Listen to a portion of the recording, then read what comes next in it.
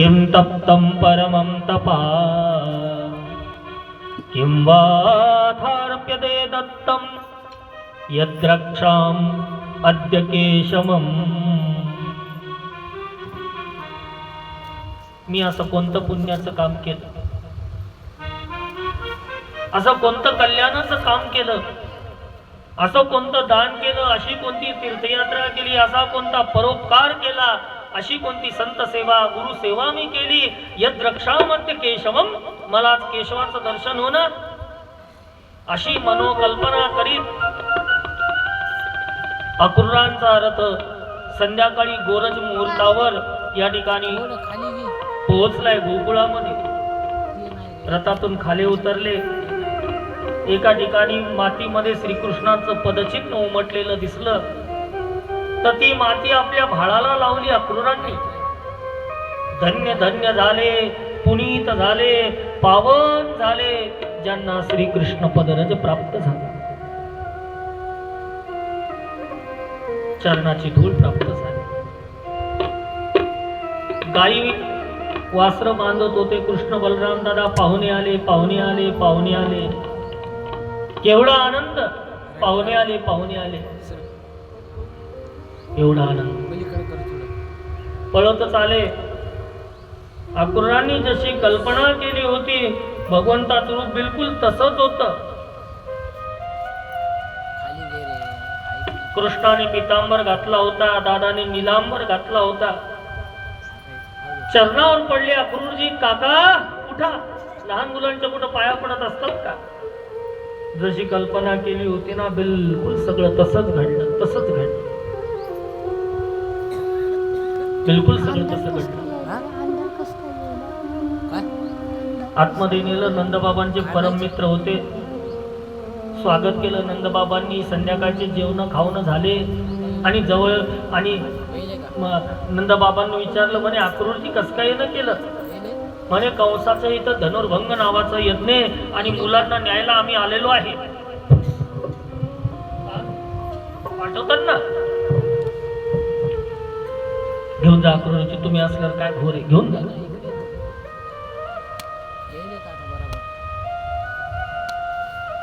दिलं ना, बोललो ना, मी वचन दिलं तुम्हाला, घेऊन जा. पण जवळच्या माणसाला आतली गोष्ट सांगावी वाटते ना. अक्रूरजी म्हणतात, नंद बाबा वास्तविक पाहता यज्ञाचं फक्त निमित्त आहे, पण तुमच्या दोन्ही मुलांना मारण्याचा डाव आहे कंसाचा. हे ऐकलं त्या माता यशोदेनं खळखळ खळखळ डोळ्यात अश्रू आले आणि बैठकीत आली. नाही नेऊ देणार मी माझ्या कृष्णाला, नाही नेऊ देणार मी माझ्या बलरामांना. कोणत्या आईला असं वाटतं की आपली मुलं मरायला जावे, मरावे? वाटत. नंदबाबा म्हणतात, यशोदे वचन दिलंय मी अक्रूरांना घेऊन जा म्हणून. याद राख, जर उद्या डोळ्यात अश्रू आणून जर या ठिकाणी लेकरांना निघताना अपशकुन करशील तर याद राख. गपचूप बसले. आज मुद्दाम दोन्ही मुलांना जे आवडत होतं खायला तेच केलं. दूध भाताचा, दही भाताचा काला, चंदनाच्या पाटावर श्रीकृष्णाला बलरामांना बसवलं. एक घास दादांना खाऊ घालते माता यशोदा. तिला बडबडून यायला लागलं की हे आ होणार मुख मला उद्या दिसणार नाही. एकदा कृष्णाला घास भरवताना कृष्णाने आ करावं, तिला बडबडून यावं की हे आ होणार मुख मला उद्या दिसणार नाही. आणि डोळ्यातून खळखळ खळखळ अश्रू धारा वाहू लागल्या. कृष्ण म्हणतो, माते का रडते तू? जा, तू रडत असतील तर आम्ही नाही बा घास खाणार. आपले लेकर उपाशी राहतील म्हणून तिनं आपले अश्रू उरातच दाबले. महाराज उरातच दाबले. निघालेले अश्रू आपल्या उत्तरीय वस्त्राने भगवंताने पुसले. चंदनाच्या पलंगावर झोपवलंय.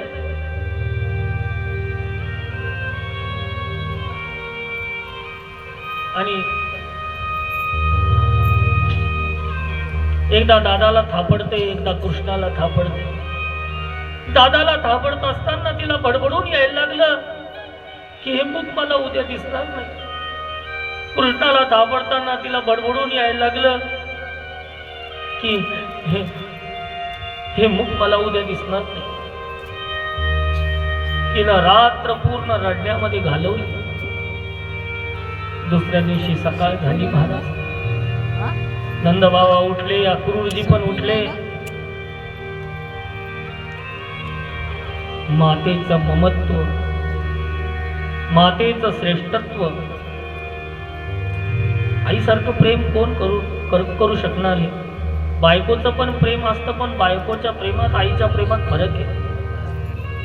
आईच्या प्रेमात आणि बापाच्या प्रेमात पण फरक आहे. मातेसारखं प्रेम कोणी करू शकत नाही. अरे तो परमात्मा जरी असला तरी तो परमात्मा आमच्या समोर भिकार आहे. आम्ही केवढे श्रीमंत आहे, आम्हाला माता आहे. त्याला माता नाही, त्याला आई नाही. स्वामी तिन्ही जगाचा, आई विना भिकार. तो आमच्या समोर भिकारी आहे, जरी तिन्ही लोकांचा स्वामी असला. मातेचं ममत्व, मातेचं करुणत्व, मातेचं दयाद्र अंतःकरण, ऐसी कळवळ्याची जाती करी लाभावी न प्रीती. काही लाभ लागत नाही आपल्या लेकराकडून, पण निस्सीम प्रेम करणारी माता आहे. बायकोनं काळीज मागितलं होतं, कथा माहिती आहे तुम्हाला. आईचं पोरानं आईचं काळीज कापून दिलं बायकोला, पण जात असताना ते धडधड करू लागलं, खाली पडलं काळीज हृदय. तर त्या हृदयातून आवाज आला, बाळ तुला लागलं तर नाही ना? तो पडला खाली. तर इतकं मातेचं श्रेष्ठत्व आहे. आई तुझ्या मूर्तीवाणी या जगात मूर्ती नाही. हा अनमोल जन्म जिनं आम्हाला दिला, तिची कोण परतफेड करू शकणार आहे?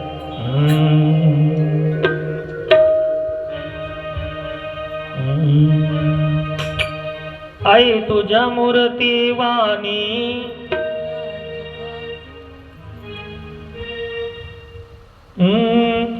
आई तुझ्या मूर्तीवाणी या जगात मूर्ती नाही. आई तुझ्या मूर्तीवाणी या जगात मूर्ती नाही. अनमोल जन्म दिला ग आई, तुझे उपकार फिटणार नाही. अनमोल जन्म दिला ग आई, तुझे उपकार फिटणार नाही.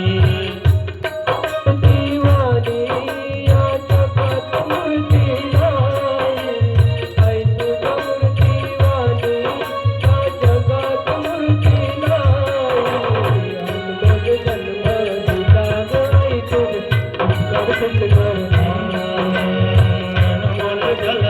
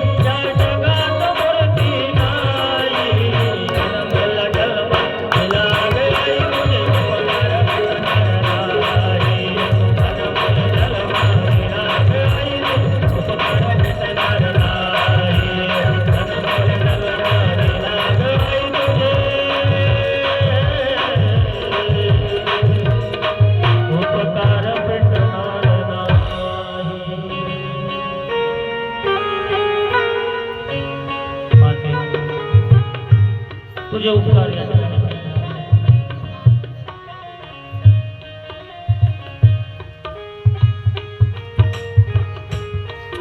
मातेचं ममत्व, मातेचं अंतःकरण या ठिकाणी श्रेष्ठ आहे. वाजू नका.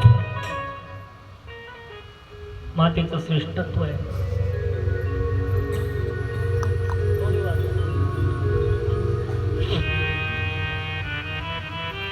पूर्ण रात्र माता यशोदेनं या ठिकाणी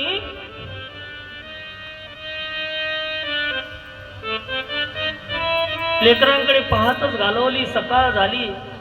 सकाळ झाल्यानंतर अक्रूरजी उठले. अक्रूरांनी स्नानादिक कर्म उरकून या ठिकाणी रथ सज्ज केला.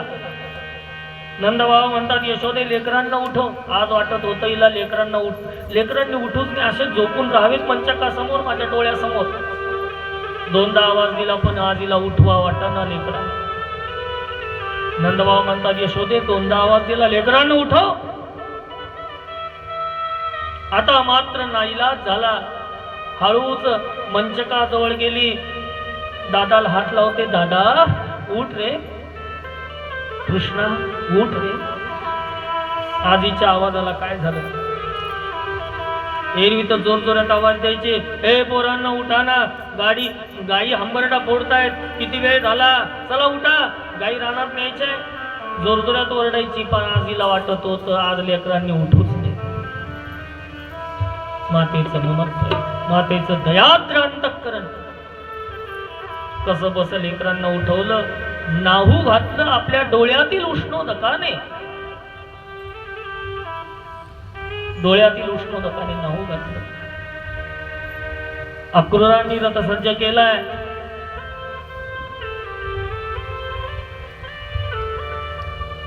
अक्रूराने रथ सजविला, देव रथामध्ये बैस सविला सोडून गोपीला देव मथुरेसी चालिला. भगवान रथामध्ये बसलेले आणि या ठिकाणी भगवान रथामध्ये बसले. कोणी सांगितलं गावात की कोण अक्रूर आलाय आणि कृष्ण बलराम दादांना घेऊन चाललाय. सगळ्या गोपी रथासमोर आडव्या झाल्या आणि गोपी म्हणतात की क्रूरस्त्वमक्रूर समाख्ययास्मन् चक्षुरे दत्तम बतसे हराज्यव. हे अक्रूर, तुझं नाव अक्रूर कोणी ठेवलं रे? सगळ्या मूर्खाचा तू क्रूर आहेस. आमच्या प्राणाला घेऊन चाललास. सगळ्या मूर्खाचा तू क्रूर आहे. आमच्या प्राणाला घेऊन चालला. हे विधाता, विधाताला बोलू लागल्या की अहो विधातस्तव न क्वचित दया संयोज्य मेत्र्या प्रणयेन देहिना तांष्टाकृतार्थान् युगञ्च पार्थकम् विक्रीडितं ते अर्भकचेष्टितं यथा. हे विधाता, तुला पोर खेळ वाटतो. एक तर तो संयोग घडवतो आणि संयोग केल्यानंतर पुन्हा वियोग घडून आणतो. ही तुझी सवय जाईन कधी? असा वियोग करायचा होता आमचा, तर संयोग घडवला कशाला? आमचा संयोग कशाला घडवला? भगवान खाली उतरले. गोपी म्हणतात अक्रूरा, तुला जर देवाला न्यायचा असेल तर आमच्या प्रेताहून तुला जावं लागेल. आमच्या अंगाहून तुला रथ न्यावा लागेल. भगवान खाली उतरले. भगवान म्हणतात गोपींनो, चिंता करू नका, मी परवा येईल. तुमचा आशीर्वाद राहू द्या. माझ्या कामामध्ये व्यत्यय आणू नका. मोठ्या जडांतकरणाने गोपींना बाजूला केलं. दुसरं संकट समोर आलं की दावे नवे तोडून धाव घेती गोविंद दामोदर माधवेती. नवे दावे तोडून गोपी नवे दावे तोडून गाई वासर या ठिकाणी आलेले गोपींच्या मधातून मार्ग काढित. वासरांच्या डोळ्यात अश्रू, गायींच्या डोळ्यात अश्रू. वासरांना वाटत होतं मंजूळ बासरीचा स्वर कोण टाकेल आमच्या पाठीवर, माईची थाप आता कोण देईल. भगवंताने वासरांना चोंबाळीत पाठीवर हात फिरवून बाजूला केलं. भगवान रथामध्ये बसले. चला, रथ निघाला. यशोदा मातेच्या डोळ्यात अश्रू नव्हते, आनंदाने, कारण नवऱ्याचे कालचे शब्द आठवत होते ना, याद राख लेकरांना निघताना अपशकुन करशील तर. तिच्या डोळ्यात अश्रू नव्हते, अश्रू नव्हते.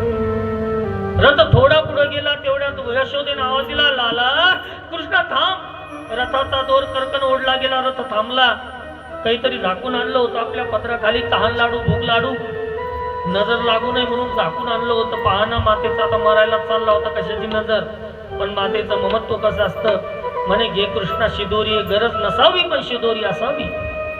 तहान लागेल, भूक लागेल. ही गवळण एक विनंती करते कृष्णा. म्हणे बोल ना माते.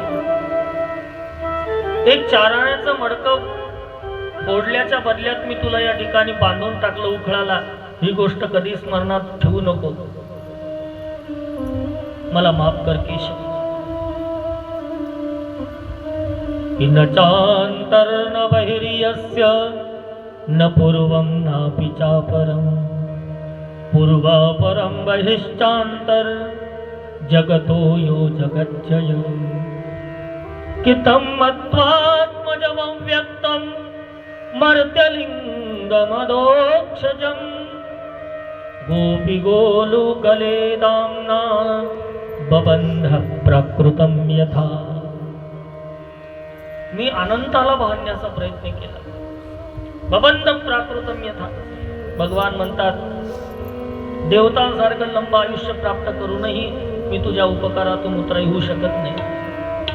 रथ निघाला, रथाचा झेंडा जोपर्यंत दिसत होता सगळेजण रथाच्या मागे पळत होते।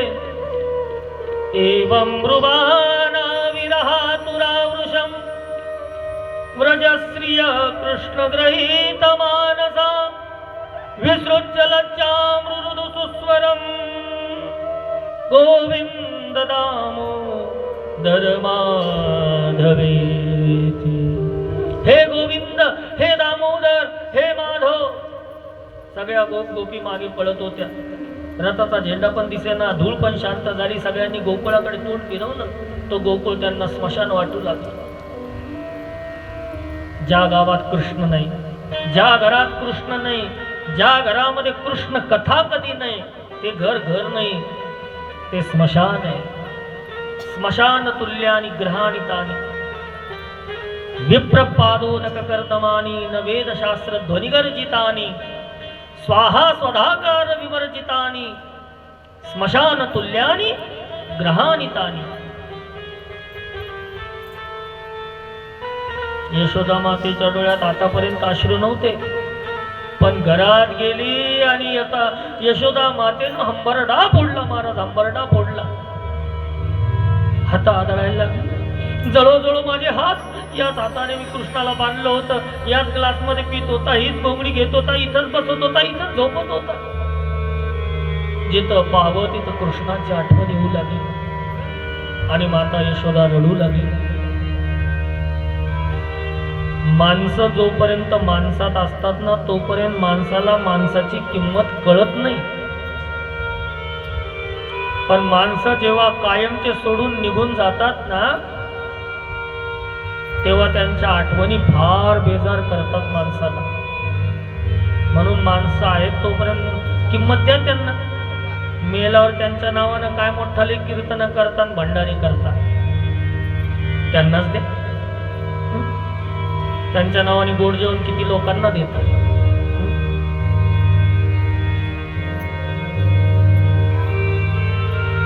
चला, गोकुळ तर स्मशानच झालं होतं।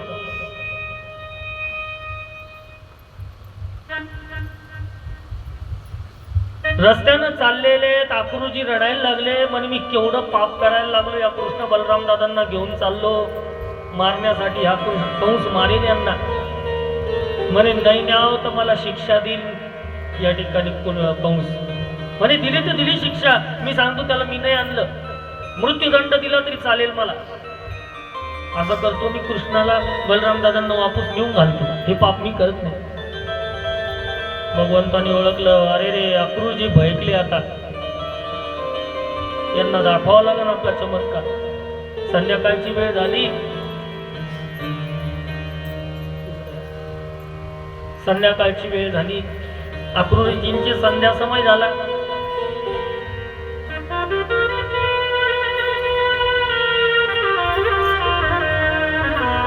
अक्रूरांनी नदीत उडी मारली, पाण्यात उडी मारली तर हजारो शेषांच्या फण्यांवर कृष्ण बसलेला दिसला पाण्यात। म्हणे अरे ह्यो तर माझ्या रथात आहे, पाण्यात कसं काय आला? वर येऊन पाहतात तर रथात पण तोच आहे, पुन्हा उडी मारली पाण्यात तर पाण्यातही तोच आहे। भ्रांत पेटली अक्रूरांची, म्हणे हा कंसाला मारल्याशिवाय नाही राहणार, आणि पाण्यातल्या पाण्यातच भगवंताची दिव्य स्तुती गायली अक्रूरांनी। नतोस्म्यहं अखिल हेतु हेतुम नारायणं पुरुषमाद्यमव्ययं यन्ना विजातात अरविंद कोशात ब्रह्मा विरासिद्यते श्लोक।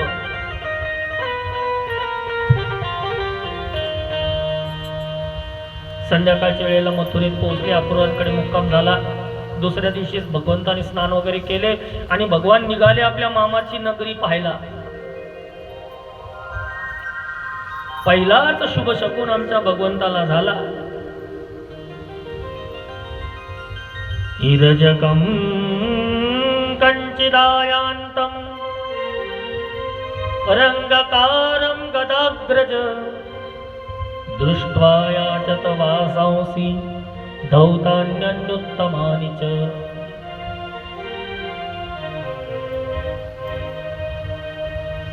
रजक म्हणजे धोबी दिसावा, शुभ शकुनी. ओ धोबी दादा कपडे द्या ना आम्हाला. अरे घंट्याभराचे पाहुणे नाही तुम्ही गवळ्याचे काटते राजाचे कपडे मागता.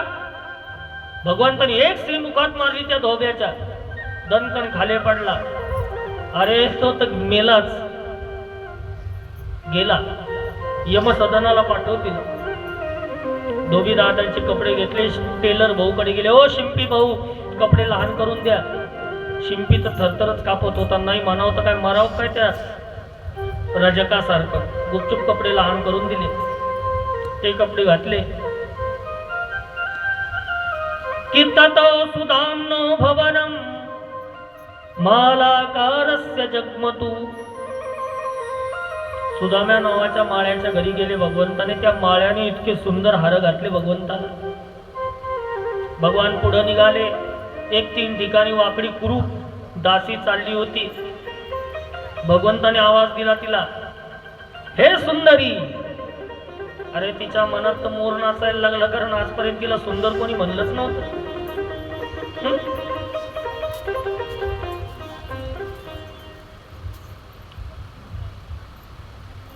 आणि भगवंताने तिला परिचय विचारला बागेश्री मध्ये.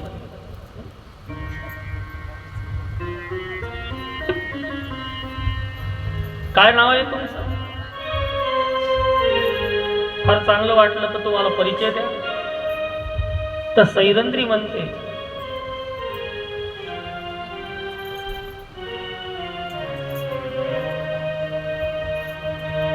दास्यास्म्यहं सुंदर कंस सम्मता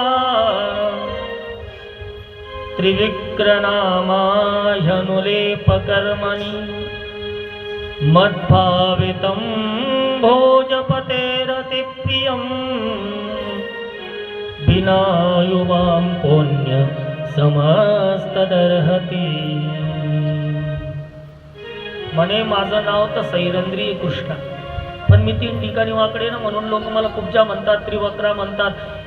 बोला ना केशव, बसा ना, गंध लावते तुम्हाला मी, चंदन लावते, केशर लावते.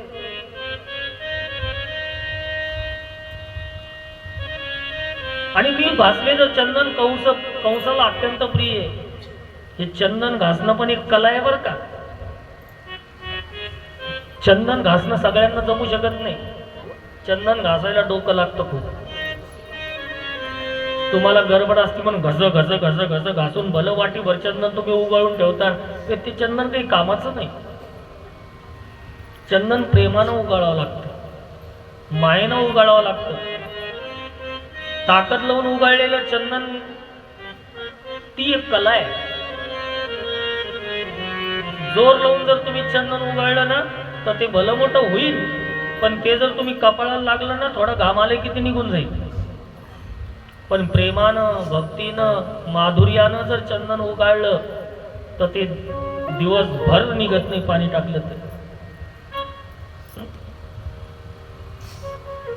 मद्भावितम भोजपतेर अतिप्रियम. मी घासलेलं चंदन भोजपतीला अत्यंत प्रिय आहे, पण आज मी तुम्हाला लावते, बसा. म्हणे लावा. सुंदर बनवलं भगवंताला. भगवंताने विचार केला, जो मला सुंदर बनवतो मी त्याला कुरूप कसं ठेवू? भगवंताला सुंदर बनवा, तुमचं जीवन सुंदर बनेल. घरात सगळ्यात काय सुंदर असलं पाहिजे तर देवघर. आम्ही सगळे घर बांधतो पण देवघराला जागाच ठेवत नाही, आमचा मोठा विचित्रपणा. हे प्रसन्नो भगवान कुब्जा त्रिवक्राम रुचिरानना. भगवान प्रसन्न झाले. तिच्या पायावर पाय दिला, हनवटीला झटका दिला, कडकडकड असा आवाज झाला. काठीसारखी सरळ अप्सरेसारखी सुंदर दिसू लागली. की रूप पेशर माधुर्य हासितालाप विक्षितैः. भगवंताने सगळंच तिला प्रदान करून दिलं. म्हणे केशव मोठी कृपा केली, मला सुंदर बनवलं, चला ना दूध घ्यायला घरी.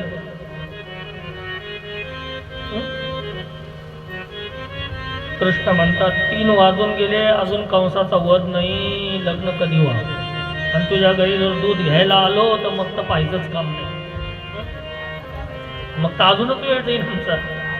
आता नाही का आमच्या मागे गडबड आहे, आम्ही नंतर येऊ. आणि भगवान तिथून निघाले पुढं.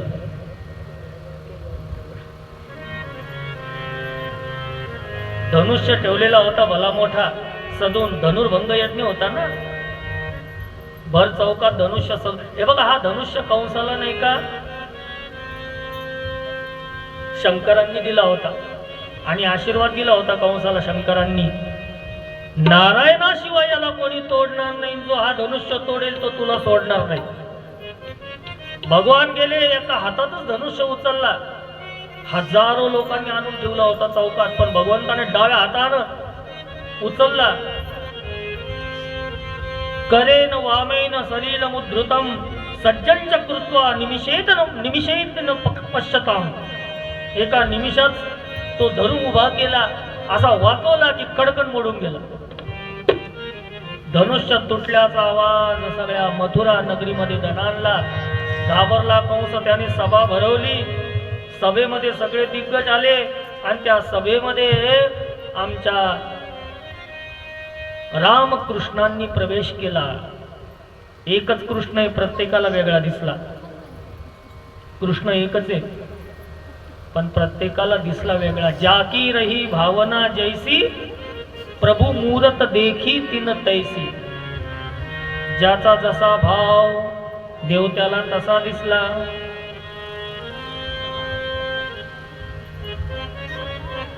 एक श्लोक आहे भागवतात, मोठा सुंदर श्लोक आहे. एका श्लोकात 9 रसांचा सागर शुभदेवांनी ओतलाय भागवतात.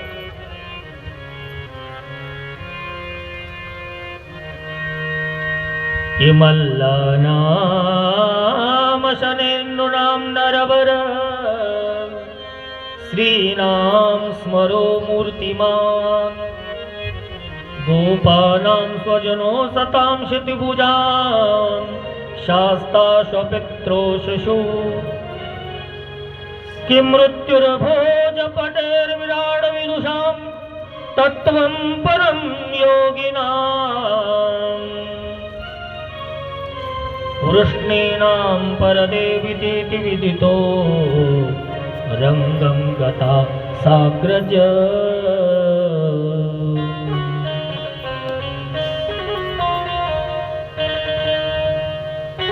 जे मल्ल होते त्यांना मल्ल दिसला.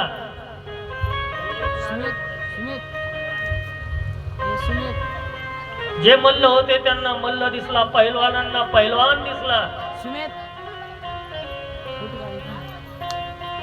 जे साधारण नर होते त्यांना भगवान साधारण दिसले. स्त्रियांना साक्षात या ठिकाणी भगवान कामदेवाचा पुतळा दिसले. जे आराध्य लोक होते त्यांना भगवान परमेश्वर दिसला. जे योगी लोक होते त्यांना या ठिकाणी परमेश्वर